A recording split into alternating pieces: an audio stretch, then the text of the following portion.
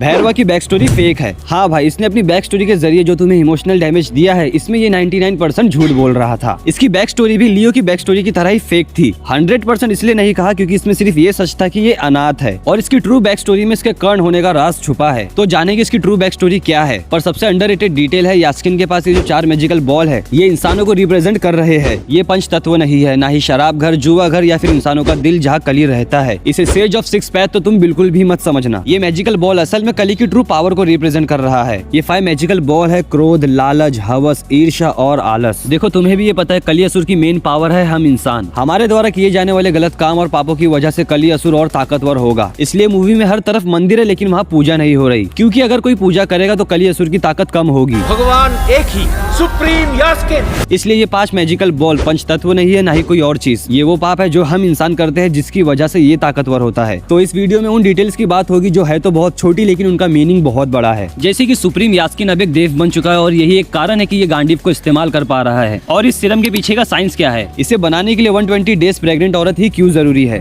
तो पहले जानते हैं इस मूवी की मेजर डिटेल को, मतलब आइकॉनिक कैरेक्टर के राज को एक्सपोज करते हैं। और वो आइकॉनिक कैरेक्टर है कृष्ण भगवान। इस एक रोल को 2 लोगों ने प्ले किया है। परेशान मत हो, उन दोनों का नाम मैं तुम्हें बताने वाला हूँ। पहला जो बंदा है वो है कृष्णा, मतलब कृष्ण कुमार बाला सुब्रमण्यम। ये एक्टर प्लस आर्ट डायरेक्टर है और इन्होंने इस रोल को प्ले किया है। लेकिन इस कैरेक्टर की हिंदी में जो जानदार आवाज थी उसे किसी और ने डब किया है और वो बंदा है अर्जुन दास फ्रॉम LCU। इनकी आवाज पर वैसे ही बहुत लोग फिदा है। और ये था वो दूसरा शख्स जिसने इस कैरेक्टर को प्ले किया है, मतलब आवाज के जरिए। तो अब आते हैं मुद्दे पर, मतलब भैरवा की फेक बैक स्टोरी पर। तो भैरवा ने अपनी बातों के जरिए जो इमोशनल डैमेज दिया है, इसे सुनकर थोड़ी देर के लिए बुरा तो लगा, लेकिन फिर पता चला ये झूठ बोल रहा है। और ये बात मैं अपने मन से नहीं बल्कि बुज्जी की वजह से समझ पाया। अगले हफ्ते पूछोगे तो एक और फ्लैशबैक बताएगा। बुज्जी ने इसकी बैक स्टोरी को झूठा साबित कर दिया। देखो, बुज्जी एक AI है, वो चाहकर भी झूठ नहीं बोल सकती और ना ही जल्दी झूठ बोलेगी। ये भैरवा की टांग भी नहीं खींच रही थी। पर अब सोचने वाली बात है, भैरवा झूठ क्यों बोल रहा है। तो इसका क्लियर आंसर तो नहीं है, बस इतना पता है कि भैरवा को खुद अपने पास्ट के बारे में नहीं पता। आई एम सॉरी बाबू, मैं मजाक नहीं कर रहा। हम सबको बस इतना बताया गया है कि भैरवा अनाथ है और ये सच है। और भैरवा से रिलेटेड इस मूवी में बहुत सारे क्वेश्चन है जिसका जवाब हमें सिर्फ इसके ट्रू पास्ट में मिलेगा। आम इंसान के मुकाबले में इसकी स्ट्रेंथ का बहुत ज्यादा होना, दूसरों से बहुत ज्यादा इंटेलिजेंट भी, और सबसे इम्पोर्टेंट, ये कर्ण क्यों और कैसे है। क्या विजय धनुष के कारण इसके अंदर कर्ण की कॉन्शियसनेस आ गई है या फिर ये कर्ण का पुनर्जन्म है। तो इस सब का एक ही जवाब है, इसका ट्रू पास्ट। मानो या ना मानो, इसकी बैक स्टोरी इसके अगले पार्ट के लिए बहुत इंपॉर्टेंट है और ये हमारी एक्सपेक्टेशन से भी बहुत ज्यादा बेहतर होगा। और इसके कर्ण होने को लेके एक थियरी है। थियरी के मुताबिक भैरवा कर्ण के वंश से बिलोंग करता है, क्योंकि अगर ये द्वापर युग से बिलोंग करता तो इसका साइज भी अश्वत्थामा जितना ही बड़ा होता। इसलिए ये कर्ण का पुनर्जन्म है। और इस मूवी का बिगेस्ट क्वेश्चन एवर, क्या इसमें भैरवा यानी कर्ण को इसके कवच और कुंडल मिलेंगे। क्योंकि हम सब ये जानते हैं कर्ण के कवच और कुंडल चालाकी से लिए गए थे और चालाकी से ली हुई चीज, मतलब छल से ली हुई चीज को स्वर्ग में नहीं ले जाया जा सकता। तो जाहिर सी बात है ये चीज धरती पर ही कही है। और यास्किन मतलब कली, जो बाकी चिरंजीवी और कल्कि अवतार से भी ज्यादा ताकतवर होगा, उसे हराने के लिए अपने कर्ण को, मतलब भैरवा को कवच और कुंडल की जरूरत तो पड़ेगी, क्योंकि इनके बिना यास्किन से लड़ना मतलब सुसाइड। तो कल्कि पार्ट 2 में हमें भैरवा की ट्रू बैक स्टोरी और इसके कवच और कुंडल भी देखने मिल सकते हैं। पर ये तो बातें हैं, असल में क्या होगा वो तो नाग अश्विन से पूछना पड़ेगा। मिस्टेक नंबर 1, निर्मा कसम खा के कहता हूँ 99.99% लोगों ने इस मिस्टेक को नोटिस नहीं किया। सबको पता है महाभारत के वक्त जब कर्ण की मृत्यु हुई थी तब उसके पास कवच और कुंडल नहीं थे, मतलब चालाकी से ले लिया गया था। पर यहाँ पर इस सीन में भैरवा के पास, मतलब कर्ण के पास, उसके कवच और कुंडल है। और कवच और कुंडल होने का मतलब कर्ण को मारना नेक्स्ट टू इम्पॉसिबल है। तो भले ही नाग अश्विन ने बारीकियों पर बहुत ध्यान दिया है, लेकिन गलती तो इंसान से ही होती है। तो इस सीरम के बनने के पीछे जो अजीब सा साइंस है उसे जानते हैं। मतलब इस सीरम एक्चुअल में क्या है। इसे बनाने के लिए एक फर्टिलाइज्ड औरत जो कम से कम 120 डेज मतलब 3 महीने की प्रेग्नेंट होनी चाहिए, इसकी ही डिमांड क्यों है। और ये डिमांड पूरी होगी तब जाके ये सीरम प्रॉपर बनेगा। और यही है प्रोजेक्ट के। तो तुमने देखा होगा ये सीरम एक बच्चे के द्वारा बनाया जा रहा है। यास्किन कुछ और नहीं बल्कि बच्चा खाता है। बायोलॉजी तुमने भी पढ़ी है, 3 महीने में लगभग बच्चा माँ के पेट में बन जाता है, मतलब 120 दिन में। लेकिन उसकी बॉडी हार्ड नहीं बल्कि सॉफ्ट होती है। और ये मशीन बेसिकली सॉफ्ट बेबी को एक लिक्विड में कन्वर्ट कर इसे स्काच जैसी चीज में डाल देती है, जिसे हर कोई सीरम कहता है। तो अब तुम समझ गए यास्किन सीरम की आड़ में बच्चा खा रहा है। और ये कॉन्सेप्ट उठाया गया है उस चुड़ैल से जो जवान रहने के लिए जवान बच्चों को खाती थी। यास्किन बस थोड़ा मॉडर्न वे में उस बच्चे को अपने होल में ले रहा है, मतलब कंज्यूम कर रहा है, ताकि 200 साल पुरानी इमारत अच्छे से खड़ी रहे। तो हर कोई परेशान हो गया था ये देखकर कि यास्किन ने इस गांडीव को कैसे उठा लिया। ऐसा मत सोचना कि ये इसे अपनी पावर की वजह से उठा पा रहा है, ऐसा नहीं है। और इस मूवी में ऐसा दिखाया जा रहा है कि गांडीव के अंदर भी कॉन्शियसनेस है। तो अगर इसके अंदर कॉन्शियसनेस है तो ये एक असुर को अपने आप को छूने नहीं देगा, लेकिन ये उसे छू पा रहा है सिर्फ उस एक बूंद स्टेरॉइड की वजह से जो कल्कि अवतार से निकला था। इस सीरम की वजह से कल्कि के अंदर अब देव का अंश आ चुका है। इसलिए जब गांडीव को यास्किन छूता है तब यहाँ पर गांडीव रिएक्ट कर रहा है और यही कारण है कि यास्किन इसे इस्तेमाल कर पाएगा। मैं दावे के साथ कह सकता हूँ ये डिटेल किसी ने भी नोटिस नहीं की। How Ashwatthama no English. जब राया इनसे इंग्लिश में बात करती है तब मुझे ऐसा लगा अश्वत्थामा कहेंगे हाई।